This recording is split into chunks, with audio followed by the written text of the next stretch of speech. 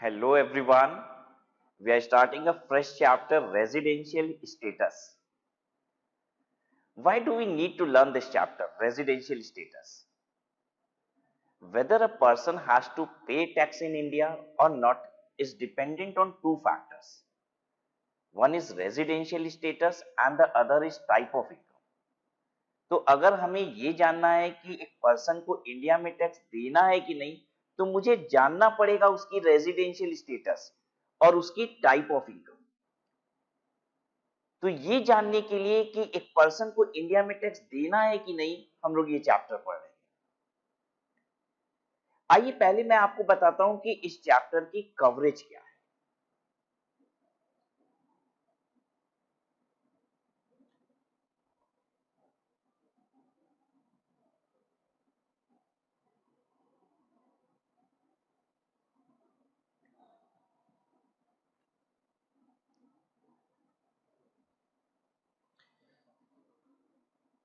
सबसे पहले हमें सीखना है डिटर्मिनेशन ऑफ रेजिडेंशियल स्टेटस।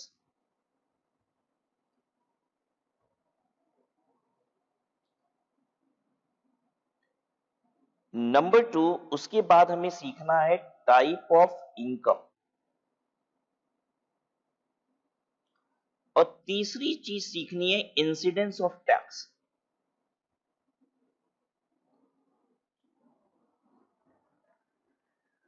हालांकि हम लोग पूरा चैप्टर पढ़ेंगे, लेकिन एक बार ब्रीफ कर देते हैं आपको इन तीनों पहलुओं पे कि what is this determination of residential status, type of income क्या चीज है और इंसिडेंस ऑफ टैक्स क्या है। रेजिडेंशियल स्टेटस डिटरमिन करने का 4 रूल है। कितने रूल हैं रेजिडेंशियल स्टेटस डिटरमिन करने के? 4 रूल। और अलग अलग पर्सन पे अलग अलग रूल लगते हैं। There are 4 rules to determine residential status. There are 4 rules to determine residential status.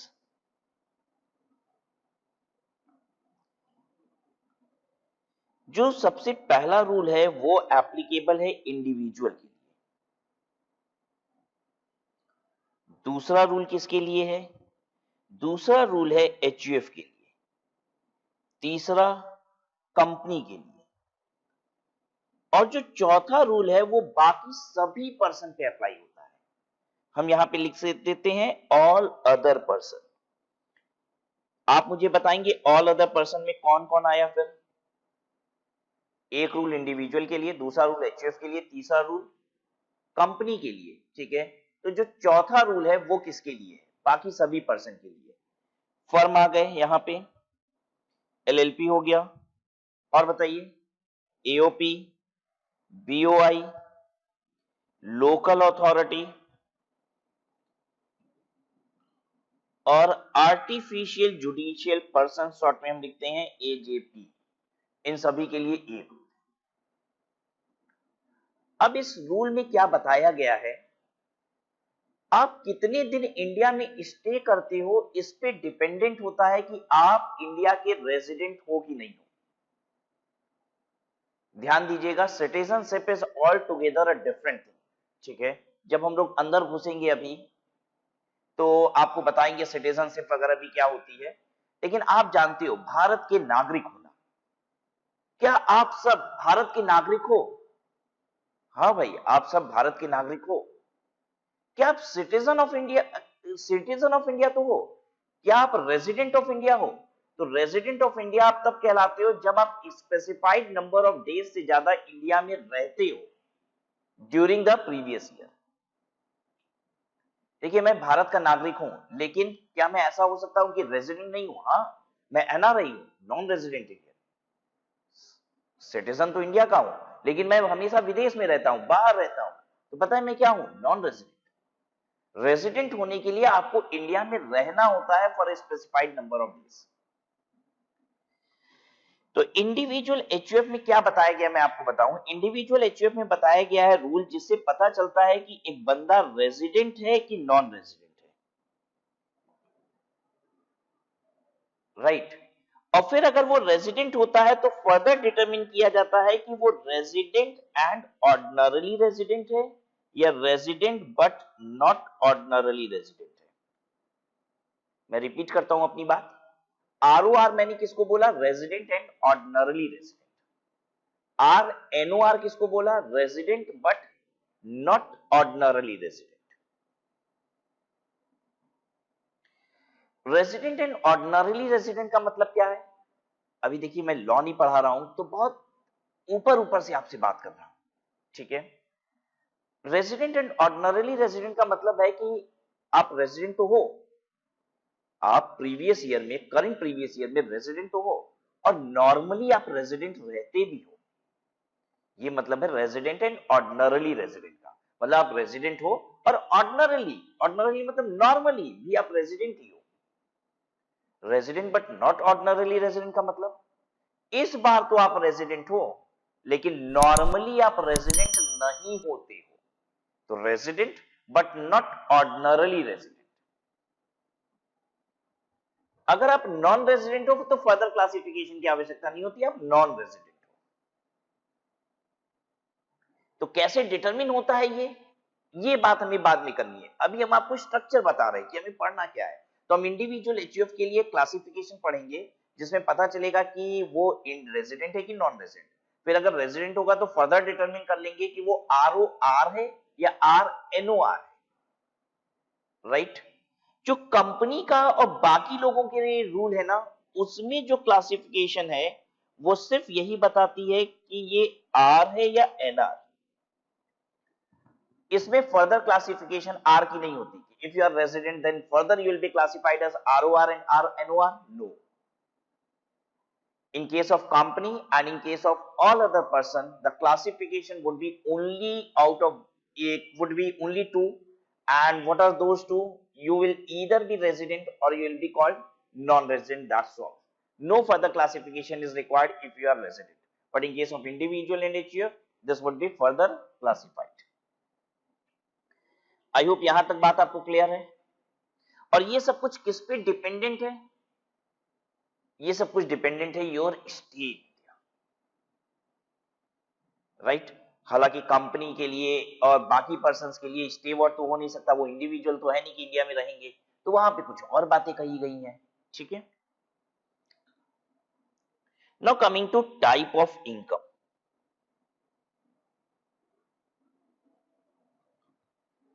अभी हम लोग ने जितनी बात रेजिडेंशियल स्टेटस के लिए कही है ना, अभी तो 5 मिनट में कह ली हमने सारी बात।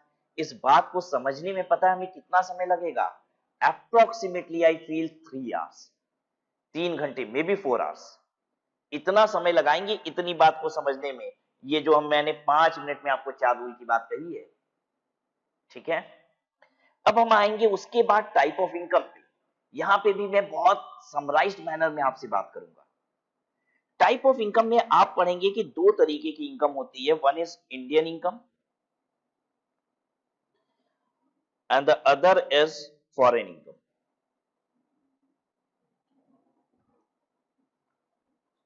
समझिए इंडियन इनकम क्या होती है। अगर इनकम इंडिया में एक्रू हो जाए या फिर रिसीव हो जाए, एक्रू हो जाए या फिर रिसीव हो जाए, कहां? इन इंडिया, तो वो इंडियन इनकम है।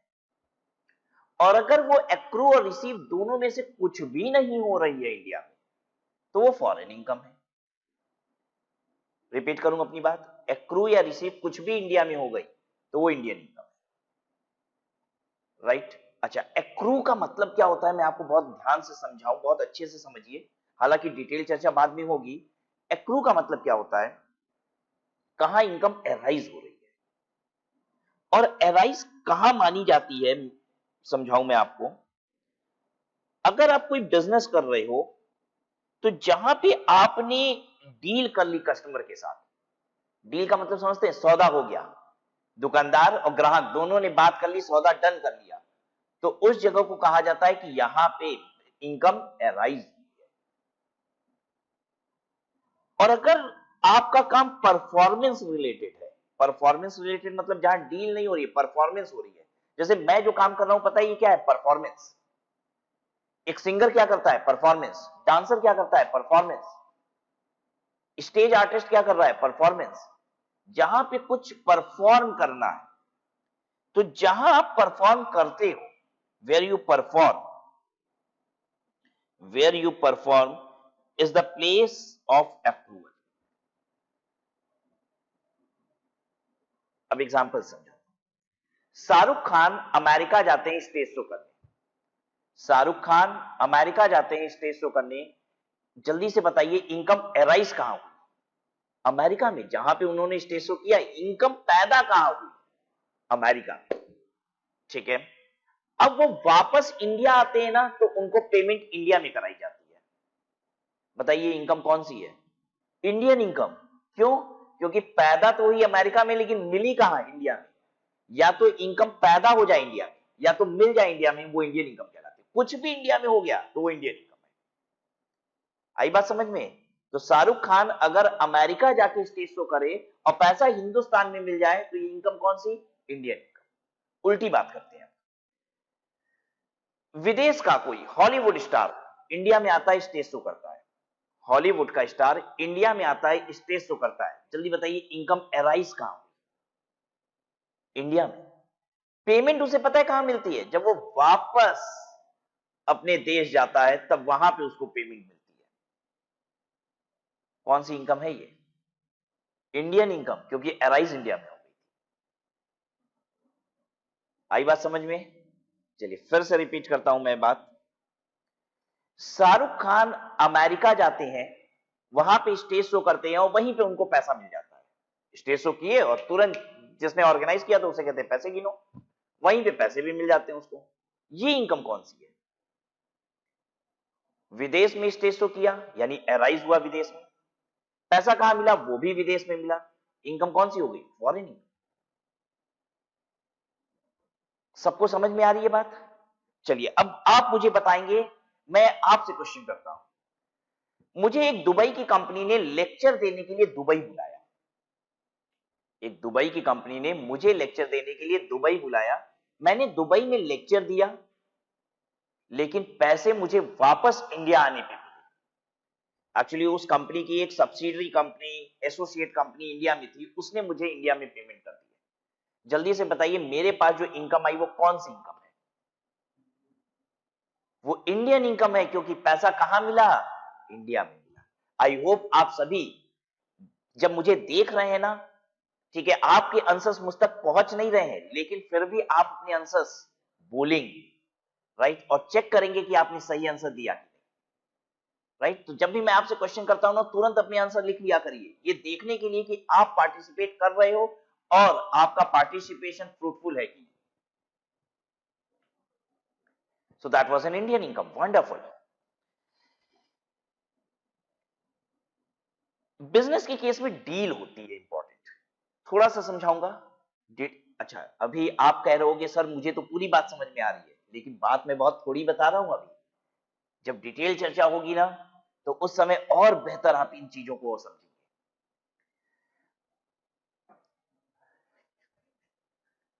मैं स्विट्जरलैंड घूमने के लिए गया, राइट, और वहां पे मैं किसी टूरिस्ट स्पॉट पे बैठा हुआ था और अपने मोबाइल से बात कर रहा था किसी से बात।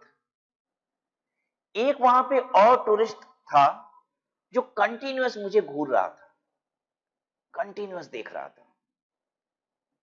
मैंने 5 मिनट देखा, 10 मिनट देखा। जब 15वां मिनट पूरा हुआ तो मैंने उससे पूछ ही लिया कि भाई साहब आप क्या कंटिन्यूअसली देख रहे हैं? तो उन्होंने कहा साहब मैं आपका मोबाइल देख रहा हूं, ये मोबाइल मुझे बहुत पसंद आ रहा है। तो मैंने बड़ा प्राउडली उसे बताया कि मैं इस मोबाइल का मैन्युफैक्चरर हूं, ये मेरी ही कंपनी का मोबाइल है, मैं तो ये बनाता हूं। वो भी अत्यधिक खुश होता है मेरी इस बात को सुन के कि अरे मैंने जो मोबाइल मुझे पसंद आ रहा था उसके मैन्युफैक्चरर से ही सीधे मुलाकात हो गई। उसने मुझसे रेट वेट पूछा, उसने कुछ नेगोशिएशन भी की मेरे साथ, और उसने बताया कि मुझे 100 मोबाइल खरीदना है, कुछ अपने दोस्तों को बांटना है, मुझे कुछ अपने इंप्लॉइज को देना है, और मुझे 100 मोबाइल चाहिए।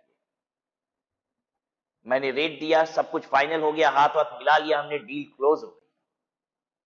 हाथ वाथ तो इसलिए मिलाया क्योंकि कोरोना टाइम के पहले की बात है, ठीक है, नहीं तो नमस्कार ही किया होता। तो डील अपनी पक्की हो गई। कहां पे? स्विट्जरलैंड में। पता है इनकम अराइज कहां हुई? स्विट्जरलैंड में। और अगर वो बंदा वहीं पे मुझे पैसे भी दे दे तो जल्दी बताइए ये कौन सी इनकम हो गई? वहीं पैसे भी खट से पकड़ा दिए उसने, फॉरेन इनकम हो गई। फॉरेन इनकम हो गई मेरी ये, क्योंकि विदेश में ही डील कर लिया मैंने और विदेश में ही पैसा पा लिया मैंने। अच्छा, डील तो वहां स्विट्जरलैंड में कर लिए थे, लेकिन जब मैं हिंदुस्तान आता हूं तो वो मेरी पेमेंट करता है और उसके बाद में उसको स्टॉक डिलीवर कर देता हूं उसकी कंट्री में। अब ये इनकम कौन सी है? इंडियन इनकम हो गई, क्योंकि पैसा कहां मिला मुझे? इंडिया। ठीक है, बहुत चर्चा कर ली हमने। अगर कुछ भी नहीं होता है ट्रू और अराइज में से तो वो इनकम कहलाती है फॉरेन इनकम। अब मुझे ये जानना है अगली बात, तीसरी बात, इंसिडेंस ऑफ टैक्स। ये दो बातें ऊपर हम लोग पढ़े किस लिए? यही तो जानने के लिए कौन सा बंदा हिंदुस्तान में टैक्स देता। अब ये जो मेरी इनकम विदेश में हुई इसको टैक्स, इसका टैक्स कहां दूं मैं? इंडिया में चाहिए कि नहीं? मोदी साहब को टैक्स चाहिए कि नहीं इसका? आइए समझते हैं इस बात को। Incidence of tax.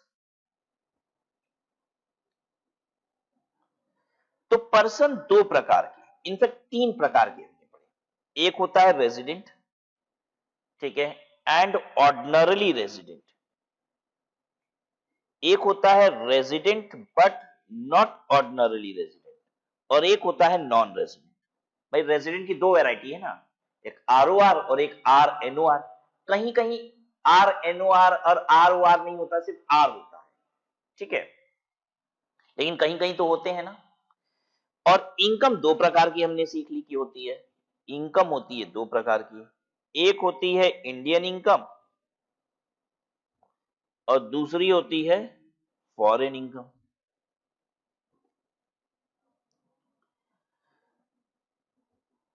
अब आइए समझिए आरओआर कौन है? आरओआर है रेजिडेंट एंड ऑर्डिनरली रेजिडेंट। मतलब रेजिडेंट कैसे बनते हैं? इंडिया में स्पेसिफाइड नंबर ऑफ डेज से ज्यादा रहने पे रेजिडेंट बनते हैं। और ऑर्डिनरली रेजिडेंट कौन होता है? जो इस बार तो रेजिडेंट है और हमेशा नॉर्मली वो रेजिडेंट रहता भी है। तो हमारी भारत सरकार कैसे कहती है उसे? कहती है तुम हमारे हो, तुम ना हमारे हो, रेजिडेंट हो, नॉर्मली रेजिडेंट रहते हो मेरे देश में, इस साल भी हमारे देश में ज्यादा दिन तुम थे और नॉर्मली भी तुम ज्यादा दिन हमारे देश में ही होते हो, तो तुम हमारे हो, हमारी सरकार कहती है। और ऐसे में तुम्हारी इनकम कोई भी हो, तुम्हारी सारी इनकम पे टैक्स का हक किसका है? हमारा है, ये कहती है सरकार। यानी if you are resident and ordinarily resident तो आपको इंडियन इनकम पे भी टैक्स देना पड़ेगा और फॉरेन इनकम पे भी टैक्स देना पड़ेगा। आई बात समझ में? हमारी भारत सरकार कहती है तुम हमारे हो तो तुम्हारी सारी इनकम पे टैक्स का हक किसका है? हमारा है, तुम तो हमारे हो ना। अच्छा, अब नॉन रेजिडेंट है, मतलब हमारे देश का रेजिडेंट नहीं है, वो नॉर्मली बाहर रहता है, तो तब सरकार हमारी कहती है इनकम तो हमारी है ना, इनकम तो हमारी है ना, लॉ टैक्स। यानी इस बात का मतलब यह है कि तुम दुनिया जहान में कहीं भी रहते हो, अगर इनकम इंडियन है तो तुमको टैक्स इंडिया में देना पड़ेगा। आई बात समझ में? दो बातें अभी तक सिखाई मैंने। अगर तुम हमारे हो, सरकार की नजर से बात हो रही है, तुम हमारे हो तो तुम्हारी सारी इनकम का टैक्स हमारा। अगर तुम हमारे नहीं हो तो भी अगर इनकम इंडियन है तो टैक्स हम ही लेंगे। अब ये जो आर एनओआर है इनसे क्या कहेगी? देखिए इंडियन इनकम पे तो सरकार सभी से टैक्स ले रही है, इस पे तो किसी को नहीं छोड़ रही है, देखा ना आपने। नॉन रेजिडेंट से भी कह रही भाई इंडियन इनकम है तो टैक्स देना पड़ेगा। तो आर एनओआर से इंडियन इनकम पे टैक्स लेगी कि नहीं लेगी? इस पे कैसे छोड़ देगी? अब बात आती है फॉरेन इनकम पे। तो इनसे फॉरेन इनकम पे कभी कभी लेगी, कभी कभी नहीं लेगी। ओ हो, बात ये है, कब लेगी कब नहीं लेगी ये सिखाएंगे आपको बाद में। तो ये था पूरे चैप्टर का जिस्ट। अच्छा, रेजिडेंट एंड ऑर्डिनरी रेजिडेंट सारी इनकम पे टैक्स देगा, नॉन रेजिडेंट सिर्फ इंडियन इनकम पे टैक्स देगा। और जो RNOR है वो इंडियन इनकम पे तो हर कोई देता है, तो भाई तुम भी दोगे। फॉरेन इनकम पे कभी लेंगे कभी नहीं लेंगे, कब लेंगे कब नहीं लेंगे ये पढ़ेंगे हम लोग।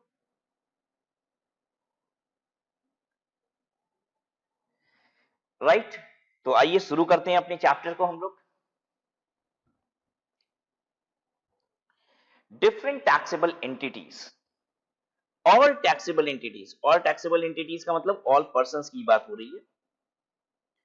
All persons are divided into following categories for the purpose of determining residential status. कह रहा है पर्संस को हम लोग ने 4 कैटेगरी में बांट दिया है रेजिडेंशियल स्टेटस डिटरमिन करने के लिए। वो 4 कैटेगरी में क्यों बांट दिया है? क्योंकि 4 रूल होते हैं ना रेजिडेंशियल स्टेटस के, एक इंडिविजुअल वाला, दूसरा HUF वाला, तीसरा कंपनी वाला, और चौथा बाकी सब पर्सन वाला। यहां पे लिखा है फर्म और एनी अदर पर्सन, अब इसको ऑल अदर पर्सन कह सकते हो। ठीक है, 4 हो गया। रेजिडेंशियल स्टेटस इंडिविजुअल और HUF का कैसे बनता है? पहले हमें डिटरमिन करना होता है कि वो रेजिडेंट है कि नॉन रेजिडेंट, और अगर वो रेजिडेंट है तो हम फर्दर डिटरमिन करते हैं कि वो ऑर्डिनरीली रेजिडेंट है कि नॉट ऑर्डिनरीली रेजिडेंट। आया समझ में? इंडिविजुअल HUF में ऐसा होगा, आर अगर आर है तो फिर ROR है कि RNOR है, और अगर NR है तो ठीक है भाई, बात खत्म। बाकी सब में यानी कंपनी और चौथी कैटेगरी ऑल अदर पर्सन वाली, उसमें क्या होता है? उसमें सिर्फ 2 ही कैटेगरी होती है, रेजिडेंट और नॉन रेजिडेंट। देखिए, रेजिडेंट एंड नॉन रेजिडेंट। तो इतनी बात तो हम लोग कर ही चुके थे, और अब आते हैं हम लोग पहले रूल। पहला रूल जो रेजिडेंशियल स्टेटस डिटरमिन करना है इंडिविजुअल का। अब आपका अटेंशन लेवल बढ़ जाएगा और आप ध्यान से सुनेंगे कि एक individual resident, non resident, ROR, RNOR कब कहलाता है। Rules to determine residential status of an individual, basic condition. अब इंडिविजुअल के केस में अब हम लोग सबसे पहला रूल पढ़ रहे हैं, ठीक है, जो कि किसके लिए है? जो है इंडिविजुअल के लिए। इसमें आपको 2 चीजें पढ़ाई जाएंगी, बेसिक कंडीशन पढ़ाई जाएगी, जिसकी मदद से हमें यह पता चलता है कि एक बंदा R है कि NR है। बेसिक कंडीशन से यह पता चलता है। फिर उसके बाद आपको सिखाया जाएगा एडिशनल कंडीशन, और एडिशनल कंडीशन की वजह से यह पता चलेगा कि वो ROR है या RNOR है।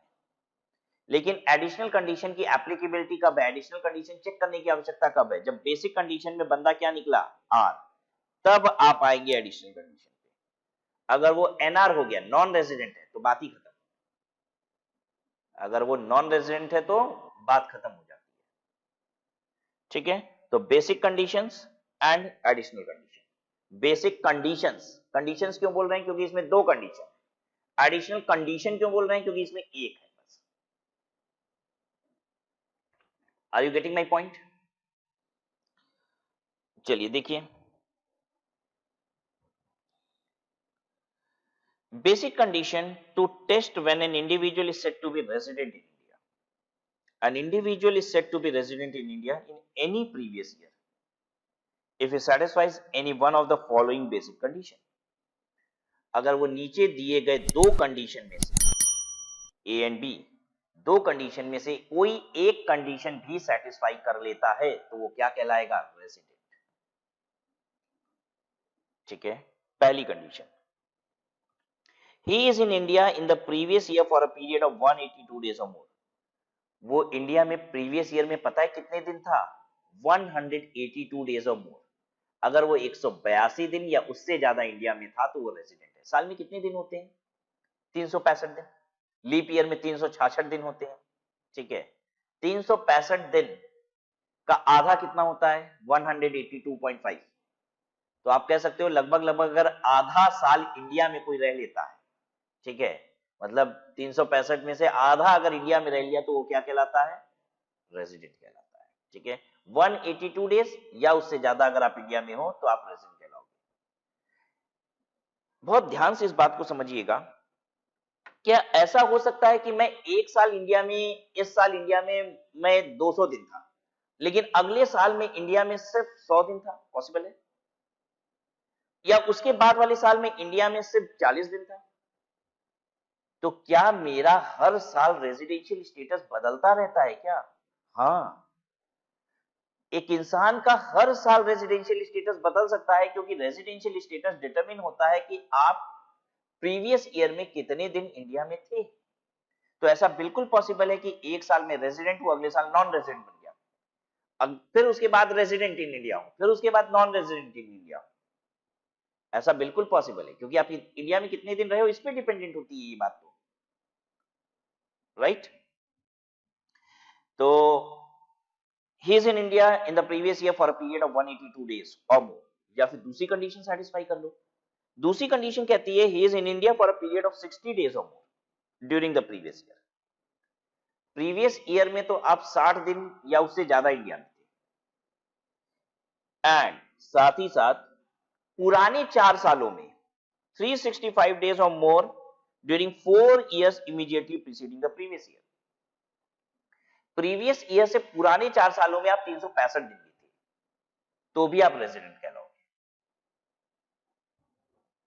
लिखते हैं इसको, basic condition.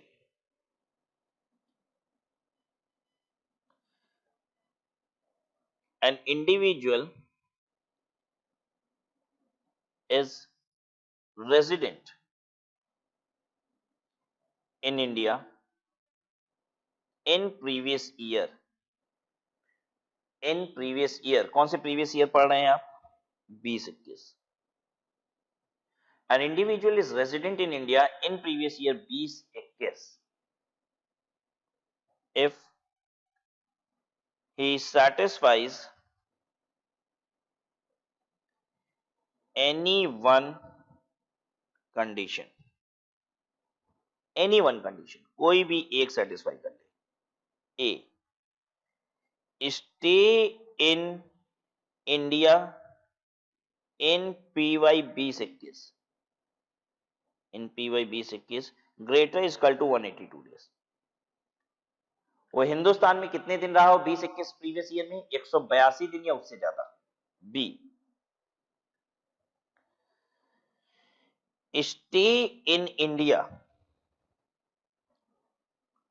In PY 2021 greater is equal to 60 days and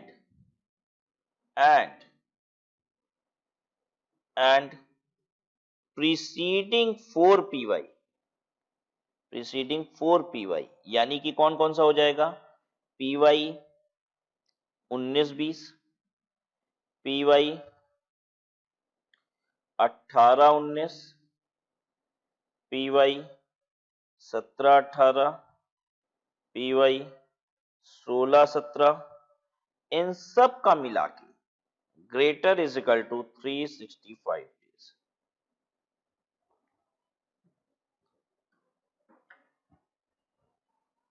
कुछ बात समझ में आ रही है कि अगर प्रीवियस ईयर में ही आपका 182 डेज और मोर हो गया तो बात ही खत्म हो गई, आप रेजिडेंट बन गए। और अगर नहीं हो पा रहा है, आप कम दिन रहे हो, तो एक बात और चेक हो सकती है कि प्रीवियस ईयर में अगर हम 60 दिन से ज्यादा रह लें और उससे पुराने 4 सालों में 365 दिन या उससे ज्यादा रहे तो भी हम रेजिडेंट हैं। Are you getting my point? चलिए जल्दी से बताइए कि एग्जाम्पल दे रहा हूं, बंदा रेजिडेंट है कि नहीं है। एक बार आप ध्यान से पढ़ लीजिए इसको, और बल्कि नोट कर लीजिए, बहुत आसान शब्दों में मैंने बेसिक कंडीशन को लिखा है, इसको नोट कर लीजिए।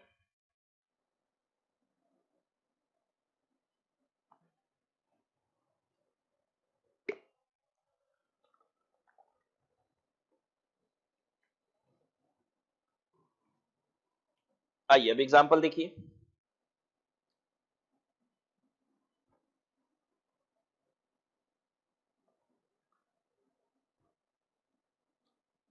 एग्जाम्पल,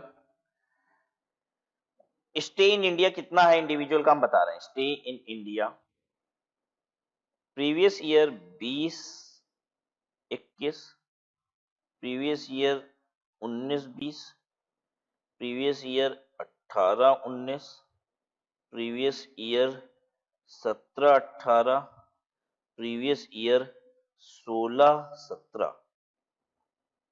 स्टे इन इंडिया कितना था? 100 दिन, 100 दिन, 100 दिन, 100 दिन, 100 दिन। बड़ा परफेक्ट बंदा है, इंडिया में 100 दिन रहता है गिन के एकदम, हर साल 100 दिन रहा है। जल्दी बताओ ये रेजिडेंट है नॉन रेजिडेंट है? सारे लोग ये क्वेश्चन लिखेंगे अपनी कॉपी में और आंसर भी लिखेंगे।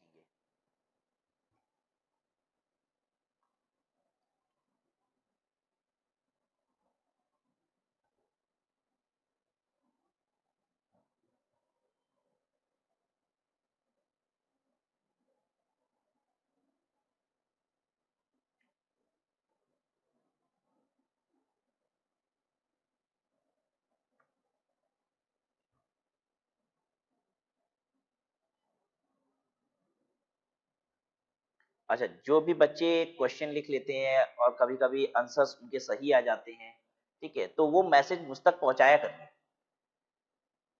आपको स्टडी एट होम का ये नंबर पता होगा, नहीं पता है तो आप नोट कर लीजिए, इस पे आप व्हाट्सएप किया करिए 8737012345। इस पे व्हाट्सएप कीजिए और लिखिए कि मैंने रेजिडेंशियल स्टेटस का एग्जाम्पल नंबर 1 जो सर ने दिया था उसका क्वेश्चन, वो एग्जाम्पल मैंने सही सॉल्व किया था, ये मैसेज सर तक पहुंचा दिया जाए। तो वो मैसेज मुझ तक पहुंचता है और मुझे पता चलता है कि कितने बच्चों ने सही किया था। ठीक है, तो आप ऐसा कर सकते हैं, इस नंबर पे मैसेज कीजिए, लिखिए कि example number 1 of residential status जो सर ने दिया था वो मैंने सही किया और इस मैसेज को सर तक पहुंचा दीजिए। तो पक्का ये मैसेज मुझ तक आ जाएगा। आइए हम लोग चेक करते हैं। अब बेसिक कंडीशन ए टेस्ट कराते हैं यहाँ पे। बेसिक कंडीशन ए, बेसिक कंडीशन ए, क्या ये सेटिस्फाई हो रहा है? 182 दिन इंडिया में रहना है? नो, ये सेटिस्फाई नहीं हो रहा है, नॉट सेटिस्फाइड। ठीक है। बी, अभी लिखने का तरीका मैं आपको नहीं बता रहा हूं, वो अभी बताऊंगा। अभी सिर्फ कॉन्सेप्ट ले रहे हैं हम लोग, पूरा लॉ कर लेंगे तो फिर कैसे लिखा जाता है एग्जाम में ये भी सिखाएंगे। बी, बी सेटिस्फाई हो रहा है प्रीवियस ईयर में 60 दिन से ज्यादा। अच्छा, प्रीवियस ईयर में 60 दिन से ज्यादा है क्या? हाँ, 100 दिन है। और पुराने 4 सालों में 365 दिन से ज्यादा। पुराने 4 साल का कितना हुआ? अरे पुराने 4 साल का तो 400 दिन हो गया भाई साहब, 400 दिन हो गया, तो सेटिस्फाई हो गया? हाँ हो गया ये वाला। तो प्रीवियस ईयर में 60 दिन से ज्यादा होना चाहिए, पुराने 4 सालों में 365 दिन से ज्यादा होना चाहिए, तो सेटिस्फाई हो गया। सेटिस्फाई हो गया, ए और बी में से कोई एक सेटिस्फाई करना है, दोनों तो करना नहीं है। एक सेटिस्फाई हो गया, क्या बन गया? रेजिडेंट।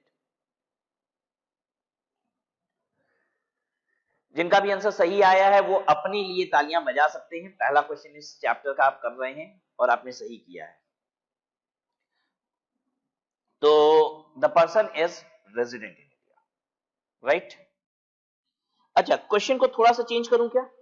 देखो अब आप आंसर कर पा रहे हैं कि नहीं। मान लीजिए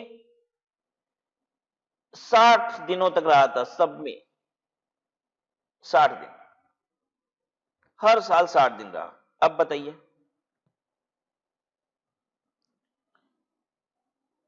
हर साल 60 दिन रहा, बेसिक कंडीशन ये सेटिस्फाई होगी? नहीं, वो तो कहता है 182 डेज और मोर रहना है प्रीवियस ईयर में। भाई हम तो 60 ही दिन थे, नहीं हो पाएगा। 2021 में 60 ही दिन थे, पहली वाली कंडीशन सेटिस्फाई नहीं हुई।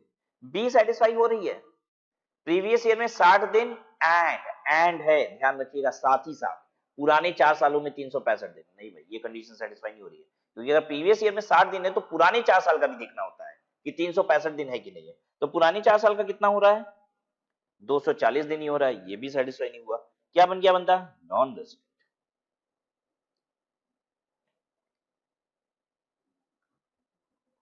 आ गया सबको समझ में? अच्छा, अब दूसरी बात ये है कि जब हम बेसिक कंडीशन लिख रहे हैं तो इसमें ए बी सर ने लिखा, बड़े प्यार से लिखा सर ने, ए बी। ठीक है, ये देखिए ए बी, सर ने बुक में भी ए बी ही लिखा हुआ है। क्या दो पॉइंट्स हैं, ये दो कंडीशन है, क्या इसको एग्जाम में हम ऐसे लिख सकते हैं 1 2, या फिर ऐसे वाला 1 2, दो पॉइंट है, कि ए और बी ही लिखना पड़ेगा दो पॉइंट को? तो आइए मैं आपको बताऊं कि आपको ए और बी ही लिखना पड़ेगा, क्योंकि ये है क्या पता है, ए बी, ये क्लॉज ए क्लॉज बी है। ये सेक्शन 6(1) दिख रहा है आपको? Can you see this? Section 6(1), आपको सेक्शन याद नहीं कर रखना है, ध्यान दीजिए, जरूरत नहीं है। ये जो ए पॉइंट हम लोग कह रहे थे, ये this not a point, this section 6(1)(a। ये क्या है, मैं यहां लिखता हूं, दिस इज सेक्शन 6(1)(a। और ये जो बी है, ये पता है क्या है, सेक्शन 6(1)(b है। कैसे पढ़ा जाता है इसको? Section 6 subsection 1 clause A, section 6 subsection 1 clause B. तो आप एग्जाम में जब लिखेंगे ना, तो इसको ए और बी लिखिएगा, प्लीज ए और बी लिखिएगा, ध्यान दीजिएगा इसमें, ठीक है? क्या पूरा सेक्शन कोट करने की आवश्यकता है? No, this not required, please don't learn. Simply याद रख लीजिए कि जब हम बेसिक कंडीशन लिखेंगे तो हम दोनों पॉइंट को ए और बी ही लिखेंगे। चलिए आगे बढ़ते हैं। नाउ इसके बाद लिखा हुआ है एक्सेप्शन। पता है एक्सेप्शंस का मतलब क्या होता है? मुझे हिंदी में बोलने नहीं आ रहा है, शायद अपवाद उपवाद कुछ ऐसे बोलते हैं, ठीक है? मैं आपको समझाता हूं एक्सेप्शन क्या होता है। Anything which is against the above, anything which is against the above given statement. अगर मैंने कोई बात कही और दूसरी बात उसके एकदम विपरीत हो, तो उसे कहा जाता है this is an exception. For example, मैं कहता हूं ये लड़का बहुत अच्छा है, बहुत अच्छा लड़का है,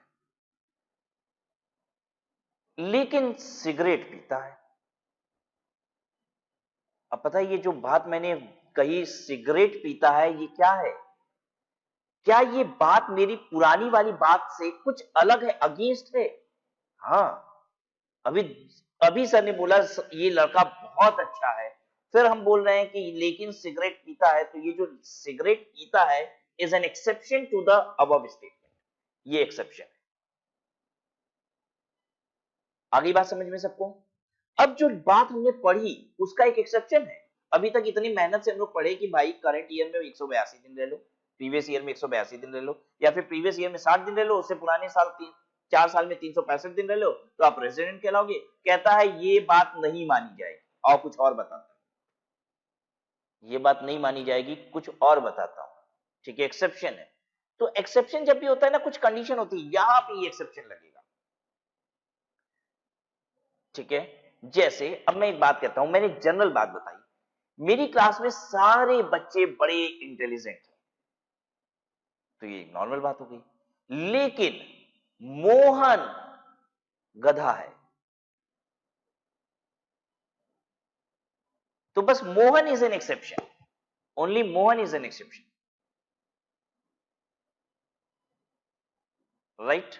तो मैं आप किसी को भी ऑफेंड ना करूं, इसलिए पता है मैंने इतना पुराने जमाने का नाम दिया मोहन, जनरली आजकल नहीं होते ना, ठीक है? ताकि कोई भी बच्चा इसमें से ऑफेंड ना हो। अगर किसी का है भी तो मैंने आपका नाम बिल्कुल भी नहीं लिया, ठीक है? अब क्या कह रहा है सुनिए एक्सेप्शन में, the period of 60 days refer to basic condition B. कह रहा है बेसिक कंडीशन बी में 60 दिन था, और खोजे कहा था भाई, ये रहा बेसिक कंडीशन बी में 60 दिन था। कह रहा है above has been extended to 120 days in case of, कह रहा है वो 60 दिन नहीं, 120 दिन पढ़ना कुछ लोगों के लिए, ये रहे लोग। कह रहा है कुछ लोगों के लिए वो 60 दिन नहीं है, 120 दिन पढ़ा जाएगा। एक जनरल बात तो ये हो गई कि प्रीवियस ईयर में 60 दिन और पुराने 4 सालों में 365 दिन। कह रहा है ये लॉ नहीं है, कुछ लोगों के लिए लॉ डिफरेंट है, कुछ लोगों के लिए लॉ डिफरेंट है। ओ माय गॉड, कुछ लोगों के लिए लॉ डिफरेंट है। और फिर से देखें फिर, तो कुछ लोगों के लिए लॉ क्या डिफरेंट है? कहता है बाकी सब सही है, ये जो 60 दिन था ना, ये कुछ लोगों के लिए 120 दिन है। आया समझ में? बाकी सब सेम जैसा पढ़े थे वैसे ही है। कुछ लोगों के लिए ये 120 दिन है। किसके लिए? कहता है इंडियन सिटीजन, इंडियन सिटीजन की। तो कौन होता है इंडियन सिटीजन? इंडियन सिटीजन का हिंदी में मतलब होता है भारत का नागरिक। मैं आपसे पूछूं, आप लोग भारत के नागरिक हो? क्या सबूत है आपके पास? क्या सबूत है आपके पास कि आप भारत के नागरिक हो? दिखाओ मुझे।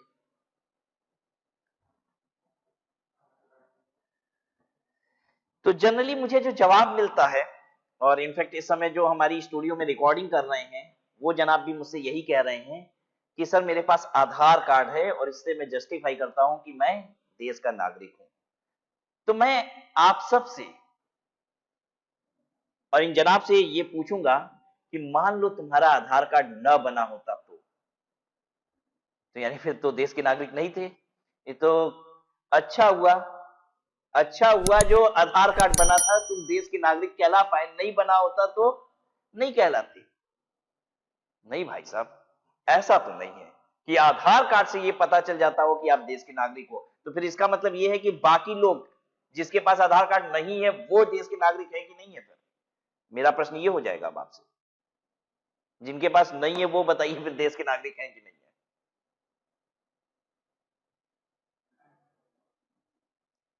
और या फिर जिस दिन तक नहीं बना था उस दिन तक आप नागरिक नहीं थे, बना तो आप पता चला अरे भाई हम भी देश के नागरिक हैं। मैं आपको बताता हूं, हमारे देश में एक दूसरा कानून है। मैं आपको क्या पढ़ा रहा हूं? Income tax act. मैं तो आपको पढ़ा रहा हूं इनकम टैक्स एक्ट, लेकिन हमारे देश में एक दूसरा कानून है, Indian citizenship act. Citizenship act है जो बताता है कि हमारे देश का नागरिक कौन है। ये कानून है जो बताता है कि हमारे देश का नागरिक कौन है। क्या मुझे ये पढ़ाना है आपको? नहीं। लेकिन अगर नहीं बताऊंगा तो आप ये शब्द का मतलब ही नहीं समझोगे कि नागरिक किसे कहते हैं देश का। ये कानून क्या कहता है?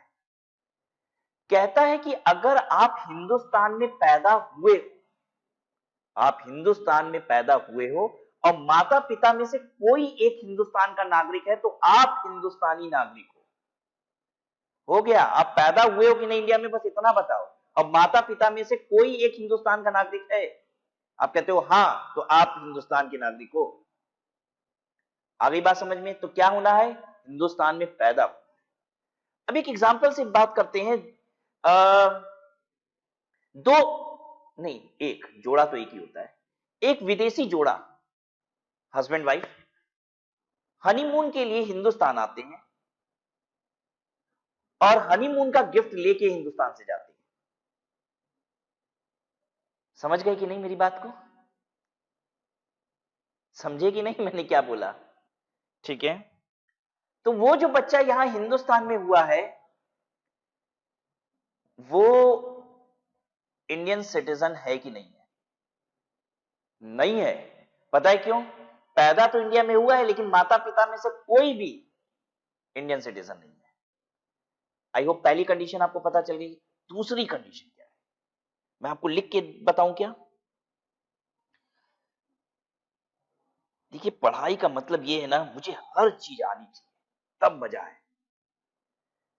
और जानकारी जो होती है ना, नॉलेज जो होती है, वो किसी एग्जाम को पास करने के लिए नहीं होती।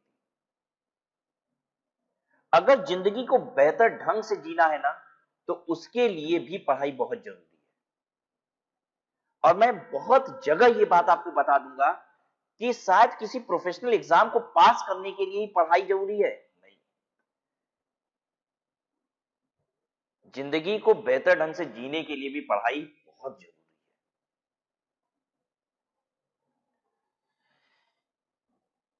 मैं क्या बोल रहा था आपसे? इंडियन सिटीजन कौन है? Number one, by birth. लेकिन बर्थ में एक कंडीशन मैंने बता दी कि आइदर पेरेंट, मतलब मदर या फादर में से either parent need to be Indian citizen. वैसे मैं आपको एक बात बताऊं, ये कब सिस्टम आया है ना, either parent need to be Indian citizen, ये 1987 में आया है, 1987 में आया है। यानी 1987 के पहले ये नहीं था बस हिंदुस्तान में पैदा हुए हो। तो जो विदेशी जोड़ा आया था वो 1987 के 1987 के पहले अगर गिफ्ट लेके गया था ना तो वो इंडियन सिटीजन है। Are you getting my point? लेकिन चलिए आज की बात करते हैं हम लोग। एंड ये 1987 में ये लाया गया कि कोई एक इंडियन सिटीजन होना चाहिए, ठीक है। एंड आई बिलीव आप सभी जो मुझसे पढ़ रहे हैं, ठीक है, आप जब जो मुझसे पढ़ रहा है वो तो सब 2000 के बाद के हैं, ठीक है तो सब 2000 के बाद के हैं पैदाइश है। तो 1987 बहुत पुरानी बात है। चलिए दूसरी दूसरी बात, बाय रजिस्ट्रेशन। क्या आपको पता है कि आप किसी भी देश की नागरिकता रजिस्ट्रेशन करा के ले सकते हैं, नागरिकता फॉर्म भर के। लेकिन अब एक बात और बताऊंगा कि आप एट अ टाइम एक बार में किसी एक देश के ही नागरिक हो सकते हो। क्या ये बात आपको पता है? ठीक है, अच्छा। मुझसे कोई डिस्प्यूट नहीं करेगा क्योंकि मीडिया में न्यूज़ेस में आपने सुन रखी है ये बात कि राहुल गांधी जी के पास दो दो देश की नागरिकता है। उनके पास इटली की भी है, हिंदुस्तान की भी है। तो देखिए वहां पे मैं हाथ जोड़ लूंगा आपके सामने और ये कहूंगा कि इन लोगों के पास क्या है इस बात से कोई लेना देना नहीं कानून का, ठीक है। ये सब हमारे देश के कानून बनाने वाले लोग हैं, ठीक है। और इनके पास क्या है क्या नहीं है इससे कोई लेना देना नहीं है हमारा। हम जनरल कानून वाली बात कर रहे हैं, राइट, जो एप्लीकेबल है। और इनके पास अगर है भी कि नहीं है इसकी पुष्टिकरण भी मुझे नहीं मालूम, ठीक है। मीडिया में न्यूज में ये बात सुन रखी है और अगर ऐसी बात आपने भी सुन रखी है तो इसके लिए कृपा करके मुझे मैसेजेस हमारी ऑफिस में ना कीजिएगा कि राहुल गांधी जी के पास दो दो सिटीजनशिप है, सर ने बताया कि एक है, ठीक है। क्योंकि उनके पास क्या है क्या नहीं है इससे कोई लेना देना नहीं है। ये सब बहुत बड़े लोग हैं, इनके पास कुछ भी हो सकता है, ठीक है। कानून की बात करते हैं, आपके पास एक बार में एक देश की नागरिकता हो सकती है। आप रजिस्ट्रेशन से भी नागरिकता ले सकते हैं। क्या कोई भी रजिस्ट्रेशन करा सकता है? हम अमेरिका गए, जाके वहां पे फॉर्म भर दिए कि मुझे रजिस्ट्रेशन यहाँ पे नागरिकता दे दो, मिल जाएगी? नहीं, वहां जाके आपको शादी करनी पड़ेगी। मतलब हिंदुस्तान की लड़की अगर विदेश जाती है और वहां जाके शादी कर लेती है तो वहां की सिटीजनशिप मिल सकती है, या यहाँ का लड़का जाए वहां की लड़की से शादी कर ले वहीं बस जाए, ठीक है, तो उसे नागरिकता मिल सकती है। मतलब ये मिलेगी। हमारे देश की अगर बात करें तो अगर कोई आके यहाँ पे मैरिज कर लेता है, married to an Indian citizen,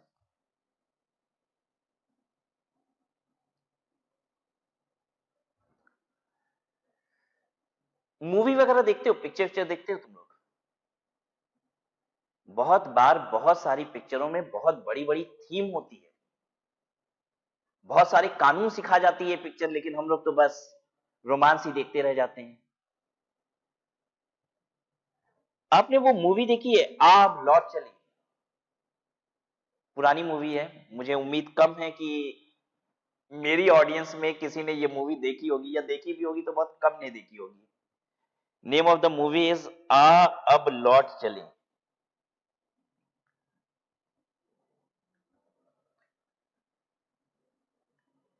हालांकि मुझे आज 10 साल से ऊपर हो गया पढ़ाते। जब इनिशियली पूछा करता था तो कुछ बच्चे बोलते थे हाँ हाँ देखिए भाई, ठीक है। अब इतनी यंगर जनरेशन देखी है कि नहीं, I am not very sure. इसमें ऐश्वर्या राय है और अक्षय खन्ना है। अक्षय कुमार नहीं, अक्षय खन्ना। अब मूवी वगैरह नहीं बनाते हैं Akshay Khanna. If I am not wrong शायद ये विनोद खन्ना जी के सुपुत्र हैं, राइट। हाँ, विनोद खन्ना के बेटे हैं अक्षय खन्ना। अब ये भी पिक्चरों में नहीं है, काफी हिट नहीं रहे। ऐश्वर्या राय को तो सभी को जानते होंगे, ठीक है, ये हमारे देश की शान है। और आपको मैं बताऊंगा, इनकम टैक्स में बताऊंगा कि ऐश्वर्या राय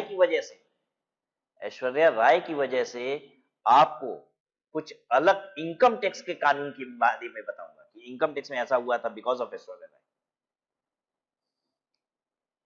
अच्छा चलिए, तो ये मूवी क्या थी मैं आपको बताऊं थोड़ा सा। इस मूवी में अक्षय कुमार और ऐश्वर्या राय दोनों इंडिया में अलग अलग जगह पे, ठीक है। और मूवी जो है वो दोनों को दिखा रही है और दोनों एकदम अलग अलग हैं, they are not related to each other किसी भी तरीके से, और दोनों इंडिया में बड़े फ्रस्ट्रेटेड हैं। कहते हैं यहाँ अच्छी नौकरी नहीं है, पढ़ाई लिखाई सब बर्बाद हो गई, ठीक है, नौकरी नहीं लग रही है, पैसे नहीं मिल रहे हैं, और इन दोनों का इरादा है कि हम लोग देश छोड़ के बाहर जाएंगे और पैसे कमाएंगे, ठीक है। तो अब ये दोनों लोग ही अपने अपने घर से निकल रहे हैं, कहां, विदेश जाने। लेकिन कहते हैं ना कि ऊपर वाले को मिलाना होता है तो कैसे कैसे मिलाता है। ये लोग बार बार टकरा रहे हैं एक दूसरे से, ठीक है, एयरपोर्ट पे इंडिया के टकराते हैं, ठीक है, फिर विदेश पहुंच के भी टकराते हैं, और इसी टकरार में ऐश्वर्या राय को इनसे, अक्षय खन्ना से प्यार हो जाता है। लेकिन अक्षय खन्ना का विजन एकदम क्लियर है, वो ऐश्वर्या राय से प्यार बिल्कुल भी नहीं कर रहा है। ऐश्वर्या राय तो अक्षय खन्ना को इम्प्रेस करने के लिए गाना भी गाती है, मेरा दिल तेरा दीवाना, मैं तो तुझ पे मरती हूं।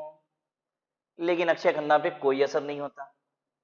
क्यों? क्योंकि अक्षय खन्ना को जिस कंट्री में वो गया था वहां की सिटीजनशिप चाहिए थी, और आपको पता है कि वहां की सिटीजनशिप कैसे मिलेगी?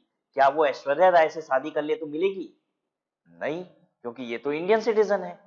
तो अब ये बंदा वहां पे क्या करता है, गोरी मेम को पटाता है। वहां की गोरी तो हमारी ऐश्वर्या राय भी है, ठीक है, लेकिन फिर भी आप समझ गए होंगे, विदेशी महिला, अब अच्छा नहीं लग रहा ना, इसीलिए गोरी मेम बोला था मैंने।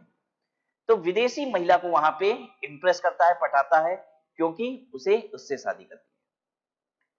तो ये this was only for citizenship, this was only for citizenship. लेकिन आप तो जानते ही हो, ऊपर वाला नसीब लिख के भेजता है, ठीक है, और वो वापस से हैप्पी एंडिंग होती है, ऐश्वर्या राय को ही मिलता है अक्षय खन्ना। फिलहाल आपको बात समझ में आ गई कि these are the ways to get Indian citizenship. हमने अभी आपको जो एग्जांपल लिया वो विदेशी सिटीजनशिप लेने का, तो उस देश में भी वही लॉ है, हमारे देश में भी वही लॉ है। हमारा देश भी यही कहता है, या तो पैदा हो जाओ यहाँ पे, या फिर यहाँ पे आके शादी कर लो, हम दे देंगे सिटीजनशिप। पैदा होगे तो बाय डिफॉल्ट अपने से मिल जाएगी, कोई कागजी कार्रवाई की जरूरत नहीं है। पैदा होगे तो अपने आप सिटीजन हो, लेकिन अगर शादी करोगे तो अप्लाई करना पड़ेगा, फॉर्म भरना पड़ेगा, ठीक है। तो एक इंडियन सिटीजन, अच्छा, अब हम आप सब इंडियन सिटीजन है, क्यों है? हम लोग पैदा हुए हैं इंडिया में, इसलिए, ठीक है। तो N Indian citizen who leaves India, जो इंडिया छोड़ के जा रहा है during the previous year for the purpose of employment outside India, वो इंडियन सिटीजन जो इंडिया छोड़ के जा रहा है for the purpose of employment outside India, उसे उसे वो रेजिडेंट है कि नहीं है, इसके लिए जो बेसिक कंडीशन दी थी वहां पे 60 दिन के दिन बजाय 120 दिन पढ़ा जाएगा। समझ में आया किसके लिए 120 दिन पढ़ा जाएगा? अब जो इंडिया छोड़ के जा रहा है प्रीवियस ईयर में, क्यों? नौकरी की वजह से, तो हम उसके लिए लॉ क्या है? उसके लिए लॉ है प्रीवियस ईयर में 182 दिन या उससे ज्यादा, प्रीवियस ईयर में 182 डेज और उससे ज्यादा, या फिर प्रीवियस ईयर में 120 डेज या उससे ज्यादा, एंड पुराने 4 सालों में 365 डेज और या उससे ज्यादा। जो नौकरी के लिए इंडिया से जाएगा ना, उसके लिए 60 दिन नहीं कहेंगे, बी वाली कंडीशन में 120 दिन कहेंगे। अब एक बात बताइए मुझे, आप बेसिक कंडीशन ए और बी सेटिस्फाई करके रेजिडेंट बन जाओगे तो आपको आनंद है, कि नहीं बनोगे तो आपको आनंद है? मतलब मुझे कब खुशी मिलती है? मैं रेजिडेंट कहलाता हूं तब, या नॉन रेजिडेंट कहलाता हूं तब? मैं एक टैक्स पेयर हूं, मेरी खुशी कब है? बेसिक कंडीशन ए बी में से कोई सेटिस्फाई हो जाए और हम रेजिडेंट हो जाए तब मजा है, या कोई ना सेटिस्फाई हो और हम नॉन रेजिडेंट हो जाए तब मजा है? जल्दी बताओ।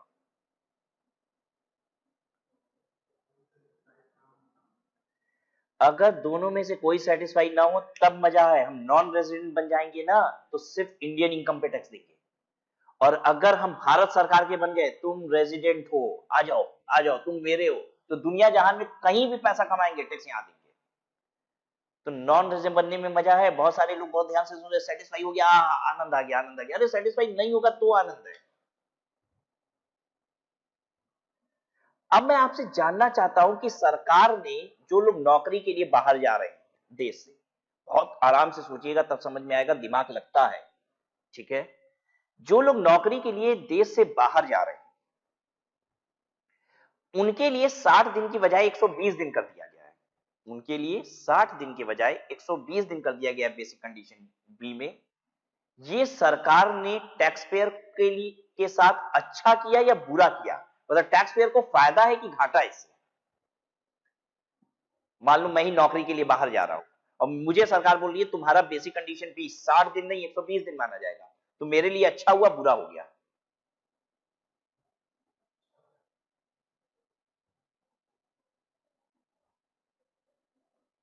चलिए एक बात बताइए, मैं रेजिडेंट बनना चाहता हूं कि नॉन रेजिडेंट? तो नॉन रेजिडेंट बनना चाहता हूं ना। अगर 60 दिन में ही रेजिडेंट बन जाएंगे तो इसके चांसेस ज्यादा है, 120 दिन में रेजिडेंट बनेंगे इसके चांसेस कम है। भाई 60 ही दिन पे कोई रेजिडेंट बना दे और फिर कहे कि नहीं 120 दिन पे तुम रेजिडेंट बनोगे, अरे यार तो चांसेस हैं कि बच जाए हम। जैसे मान लो 80 दिन इंडिया में रहे थे, ठीक है, तो अगर 60 वाला गवर्नमेंट कहती तो तुम फंस गए, 80 दिन रहे थे। लेकिन अगर 120 कहेगी तो हम बच गए, तो बचने के चांसेस हैं, आप नॉन रेजिडेंट हो जाओगे। तो गवर्नमेंट यहाँ पे आपको फायदा दे रही है। आई बात समझ में? तो हम लोग जानते हैं कि वो कौन लोग हैं जिसके साथ गवर्नमेंट थोड़ी रियायत कर रही है, जो लोग देश छोड़ के जा रहे हैं नौकरी के लिए। अब ये पर्पस ऑफ एम्प्लॉयमेंट क्या होता है, ध्यान से समझिएगा इस बात को भी। पर्पस ऑफ एम्प्लॉयमेंट,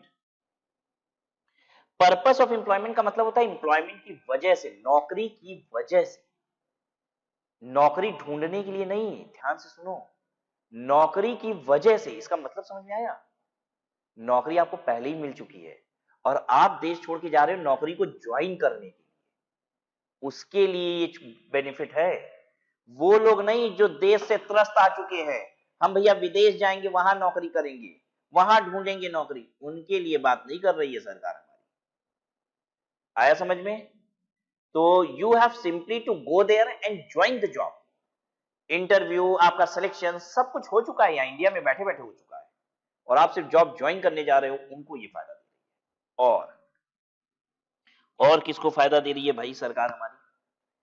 कह रही है, और an Indian citizen who leaves India during the previous year as a member of crew of an Indian ship.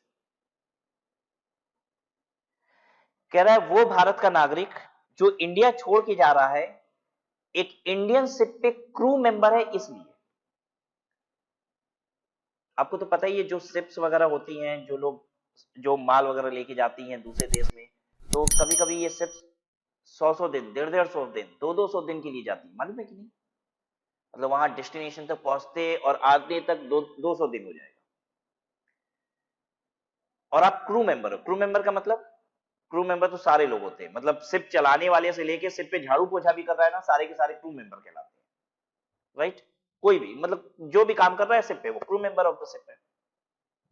तो कोई भी इंडियन शिप पे काम करने वाला, शिप पे शिप पे काम करने की वजह से, शिप पे काम करने की वजह से इंडिया छोड़ के जा रहा है, तो उसके लिए भी 60 दिन की बजाय 120 दिन।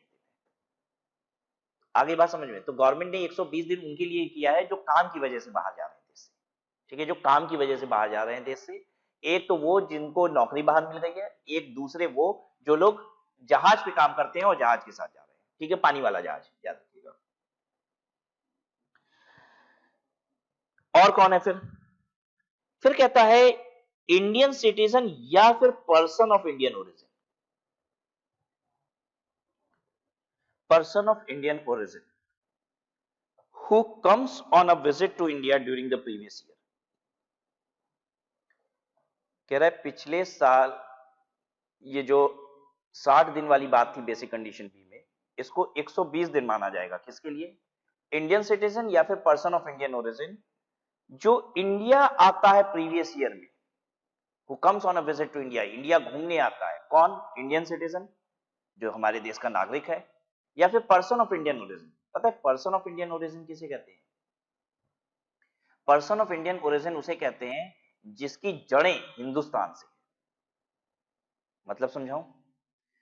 अगर आपके दादाजी, दादी जी, नाना जी, नानी जी, माता पिता, या फिर आप खुद अनडिवाइडेड इंडिया में पैदा हुए थे, तो आप कहलाते हो पर्सन ऑफ इंडियन ओरिजिन। मतलब अगर आपके दादाजी भी पैदा हुए थे ना अनडिवाइडेड इंडिया में, आप तो इंग्लैंड में पैदा हुए थे, ठीक है, आपके दादाजी इंडिया में पैदा हुए थे, तो आप कहलाते हो पर्सन ऑफ इंडियन ओरिजिन। आपका ओरिजिन जो है वो इंडिया का है, आपकी जड़ें इंडिया की। तो फिर से रिपीट करता हूं, पर्सन ऑफ इंडियन ओरिजिन कौन है? पर्सन ऑफ इंडियन ओरिजिन वो बंदा है जो जिसके दादाजी, दादी जी, नाना जी या नानी जी, मतलब ग्रैंड पेरेंट्स कोई भी, मैटरनल या पैटर्नल, ठीक है, माता पिता, या फिर वो खुद ही अनडिवाइडेड इंडिया में पैदा हुआ था। You know what is undivided India? Undivided India, हाँ भाई, हमारे देश का बंटवारा हो गया कब? 15 अगस्त 1947 को। तो आप ऐसे समझ लीजिए, नहीं नहीं, 15 अगस्त 1947 को नहीं, 14 अगस्त 1947 को, एक दिन देश की आजादी से पहले ही देश का बंटवारा हो गया था। 15 अगस्त को हिंदुस्तान ने मनाया था, फिर कुछ दिन बाद पाकिस्तान ने मनाया था, but let's leave it. India and Pakistan ये बना 14 अगस्त 1947।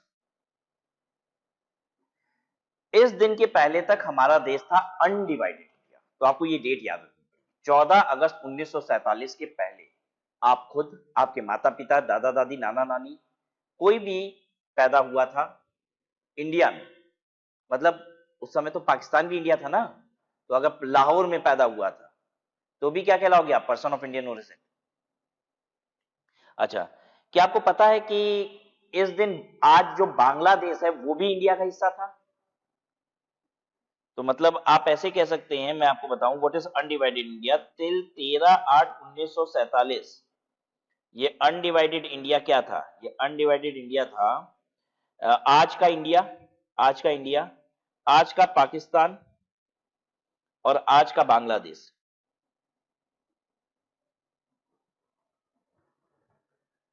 ठीक है, जब बेसिकली इंडिया पाकिस्तान का डिवीजन हुआ ना, तो बांग्लादेश पाकिस्तान में था। अब बांग्लादेश को उस समय ईस्ट पाकिस्तान कहा जाता है। ये सब मैं आपकी थोड़ी सी जानकारी के लिए बता दूं कि आप कंफ्यूज ना हो, ठीक है। तो Bangladesh was called east Pakistan. फिर जो बंटवारा बांग्लादेश का हुआ ना, वो हिंदुस्तान से नहीं हुआ था, वो पाकिस्तान से बंटवारा हुआ, वो अलग अलग हुआ। और वो हुआ था 1971 में। मतलब फिर पाकिस्तान और बांग्लादेश आपस में स्प्लिट हुए थे। पाकिस्तान और बांग्लादेश ये स्प्लिट हुए आपके 26 मार्च 1971। हमको इस डेट से कोई मतलब नहीं है, हमको इससे मतलब नहीं है, वो तो पाकिस्तान से अलग हुए थे, हमारे से तो अलग हो गया था पाकिस्तान के साथ ही ना। Are you getting my point? तो हमें सिर्फ एक डेट याद रखनी है, ये वाली, कि इस दिन डिवाइडेड इंडिया हो गया था। तो इसके पहले तक अनडिवाइडेड इंडिया था, और आप अनडिवाइडेड इंडिया में कहीं भी पैदा हुए हो, ठीक है, मतलब आज के पाकिस्तान, आज के बांग्लादेश, आज का हिंदुस्तान, इनमें कहीं भी पैदा हुए 14 अगस्त 1947 के पहले, या फिर आपके पेरेंट्स या फिर आपके ग्रैंड पेरेंट्स पैदा हुए हैं, तो आप कहलाते हो पर्सन ऑफ इंडियन ओरिजिन। देखिए, आप एक इंडियन सिटीजन हो, आप पर्सन ऑफ इंडियन ओरिजिन हो, तो क्या आपका मन करता होगा कभी हिंदुस्तान जाने का? विदेश में इंडियन सिटीजन हो, देश के नागरिक हो, लेकिन और या फिर पर्सन ऑफ इंडियन ओरिजिन हो, लेकिन कभी कभी ऐसा नहीं लगता होगा कि देश की मिट्टी ने बुलाया है? हाँ, कभी कभी ऐसा नहीं होता होगा, कानों में आवाज आती होगी, घर आजा परदेसी तेरा देश बुलाए रे? ऐसा होता होगा कि नहीं? होता होगा। अब ये लोग बेचारे घर आजा परदेसी तेरा देश बुलाए रे झोला उला उठा के चलाते थे देश हमारे। और अगर 60 दिन से ज्यादा प्रीवियस ईयर में और पुराने 4 साल का मिला के 365 दिन से ज्यादा रह लिए, 60 दिन कोई बहुत बड़ी बात तो है नहीं, रह लिए, तो हमारी देश कहती थी आ गए, तुम तो रेजिडेंट हो, अब पूरी दुनिया जहान में जितना पैसा कमा रहे हो सबका टैक्स यहाँ दो। वो कहते थे ना बाबा, कोई मिट्टी उट्टी नहीं बुलाएगी हमको, ठीक है, नहीं जाना अपने देश। ये तो गलत हो रहा था ना। तो सरकार ने कहा नहीं भाई, तुम्हारे देश की मिट्टी जब तुमको बुलाए तो तुम आ जाना, तुम्हारे लिए हम 60 दिन की बजाय कितना कर देते हैं, 120 दिन। पता है ये स्टोरीज के साथ मैं आपको लॉ क्यों पढ़ा रहा हूं? इससे आपको समझ में आएगा कि गवर्नमेंट ने 60 दिन को 120 दिन क्यों कहा। क्योंकि गवर्नमेंट कह रही है अगर तुमको देश की मिट्टी बुलाती है, आओ, आ जाओ परदेसी, हम तुमको रेजिडेंट नहीं बनाएंगे, अगर तुम प्रीवियस ईयर में 120 दिन से ज्यादा या फिर पुराने 4 सालों में 365 दिन से ज्यादा रहोगे तब जाके रेजिडेंट बनाएंगे। वो 60 दिन तुम्हारे लिए नहीं है, तुम्हारे लिए 120 दिन है। आइए बात करते हैं किन के लिए 60 दिन 120 दिन है, बता पाएंगे आप? नंबर 1, इंडियन सिटीजन जो नौकरी की वजह से इंडिया से बाहर जा रहा है। इंडियन सिटीजन जो नौकरी की वजह से इंडिया से बाहर जा रहा है। पहले पॉइंट में एक पॉइंट और भी था, इंडियन सिटीजन जो इंडियन शिप पे काम करता है और इंडियन शिप पे काम करने की वजह से इंडिया से बाहर जा रहा है। तीसरा, इंडियन सिटीजन या फिर पर्सन ऑफ इंडियन ओरिजिन जो इंडिया घूमने आ रहा था, घर आजा परदेसी, ठीक है, उनके लिए क्या किया गया है? 60 दिन को 120।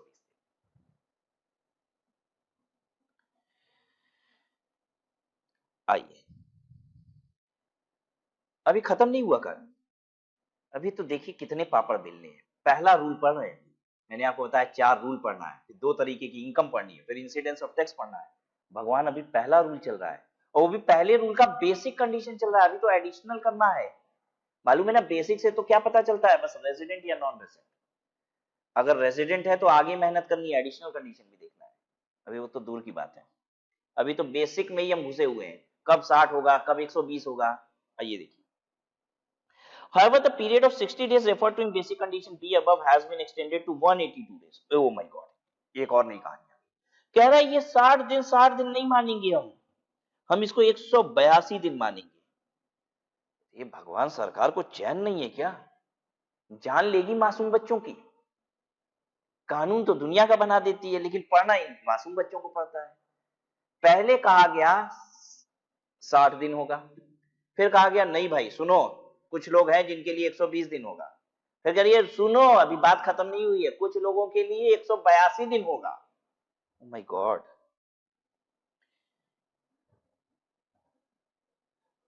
अब गवर्नमेंट आ गई कि भाई कुछ लोगों के लिए ये 60 दिन नहीं है, कुछ लोगों के लिए ये 182 डेज है।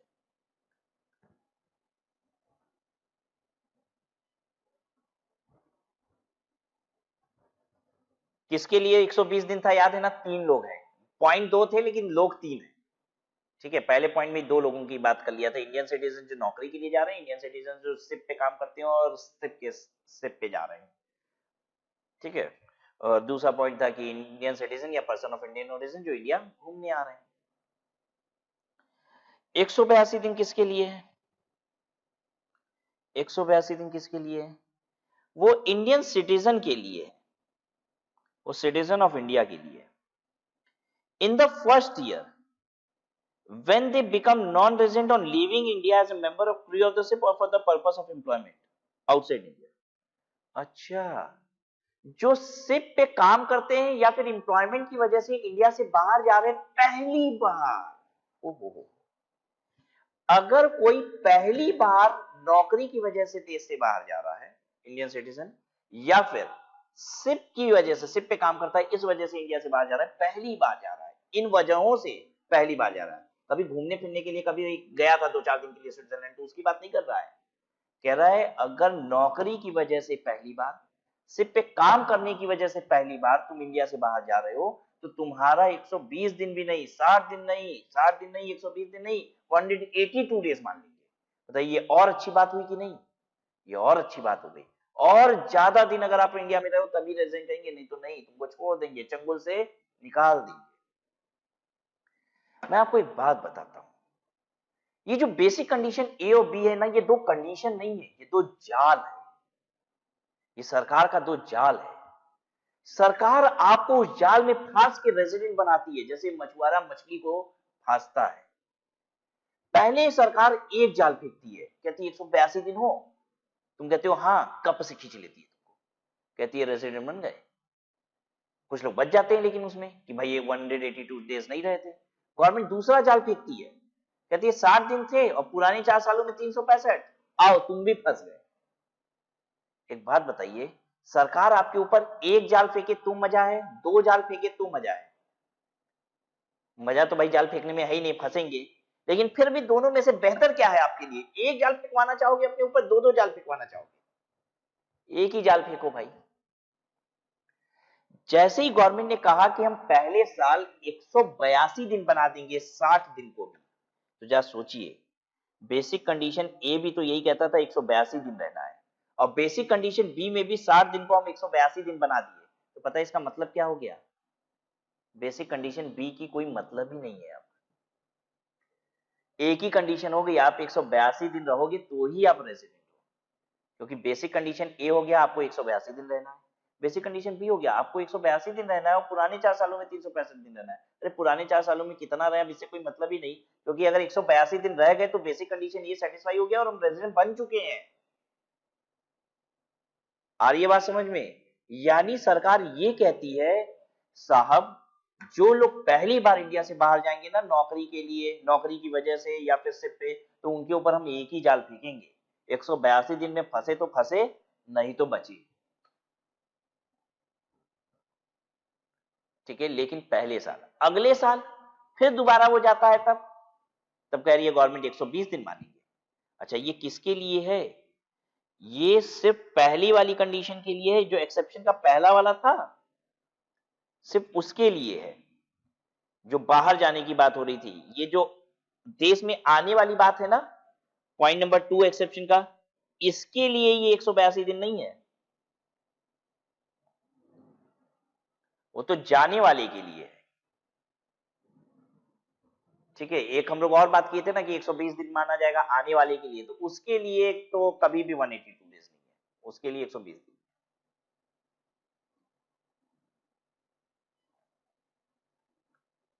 आ रहा है समझ में? दिक्कत हो रही है ना? जोर लग रहा है दिमाग पे? सच सच बोलिएगा। चलिए, अब मैं आपकी हेल्प कर रहा हूं, मैं आपको बता रहा हूं कि लॉ क्या है। ध्यान से सुनिए। नॉर्मल लॉ क्या है? ए 182 दिन रहना है, ठीक है, ग्रेटर इक्वल टू 182 डेज, ठीक है, और बी है greater equal to 60 days and preceding 4 P का ग्रेटर इक्वल टू 365 डेज, ये है, ठीक है। फिर कुछ लोगों के लिए, किसके लिए? इंडियन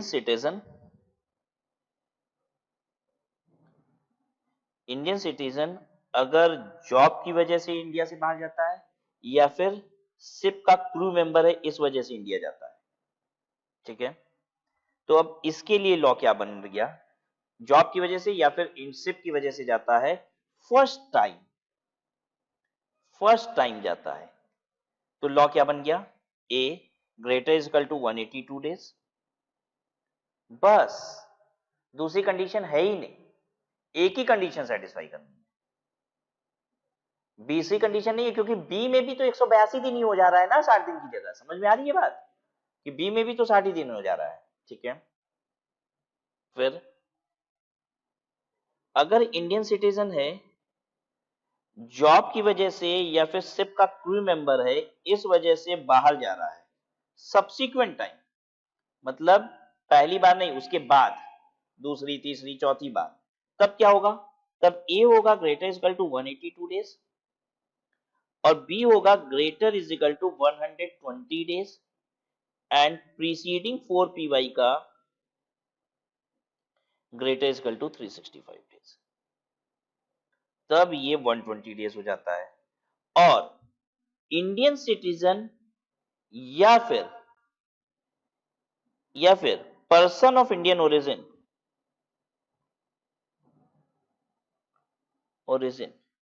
विजिट के लिए आए इंडिया, विजिट इंडिया करते, मतलब घूमने आ जाए, तो क्या होगा? ए ग्रेटर इक्वल टू 182 डेज और बी में भी यही वाला, ये जो कंडीशन है सेम रहेगी, greater equal to 120 days and preceding 4 P का ग्रेटर इक्वल टू कितना days? Greater equal to 365 days.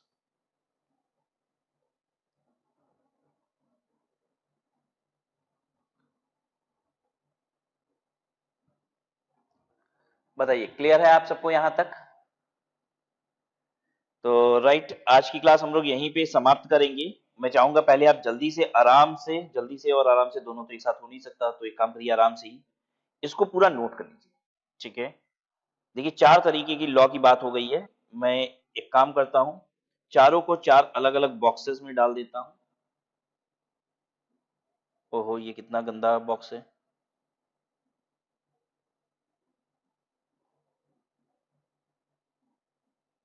ये एक हो गया, ठीक है। दूसरा हो गया ये,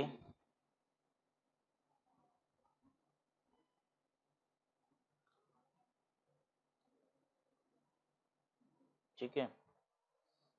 तीसरा हो गया ये,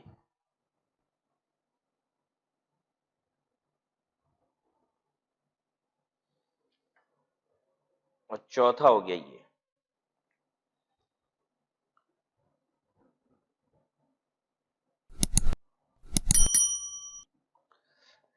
बस आपको यही याद रखना है कि कहां पे 60 दिन 120 दिन होगा और कहां पे 60 दिन 182 दिन होगा। अगर 60 दिन 182 डेज बन गया तो फिर समझ लीजिए बेसिक कंडीशन भी हट गई।